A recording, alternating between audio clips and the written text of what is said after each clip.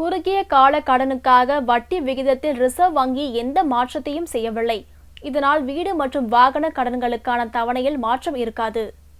2016-17 நிதியாண்டில் இரண்டாவது நிதிக் கொள்கையை இறுதி செய்வதற்காக இந்திய ரிசர்வ் வங்கியின் ஆய்வுக் கூட்டம் மும்பையில் செவ்வாயன்று நடந்தது.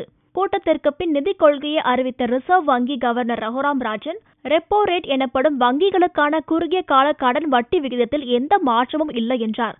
இதனால் வங்கிகளுக்கு ரிசர்வ் வங்கி வழங்கும் கடனுக்காக வட்டி விகிதம் 6.5%ஆகவே தொடரும் என்றார். ஏப்ரல் மாதத்தில் சில்லறை விலைவாசி விகிதம் 5.5%ஆக உயர்ந்ததை சுட்டிக்காட்டிய ரகுராம் ராஜன், எதிர்காலத்தில் விலைவாசி விகிதம் மேலும் உயரக்கூடும் என்றார்.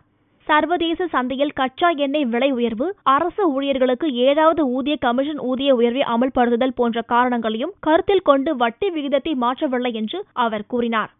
விலைவாசி விகிதம் குறையும் பட்சத்தில் வட்டி விகிதத்தை ரிசர்வ் வங்கி குறைக்கும் என்றார். ரிசர்வ் வங்கிகள் வசம் வங்கிகள் வைத்திருக்க வேண்டிய ரொக்க கையிருப்பு விகிதத்திலும் எந்த மாற்றமும் செய்யப்படவில்லை. அது 4% தொடரும் என்று ரகுராம் ராஜன் கூறியுள்ளார்.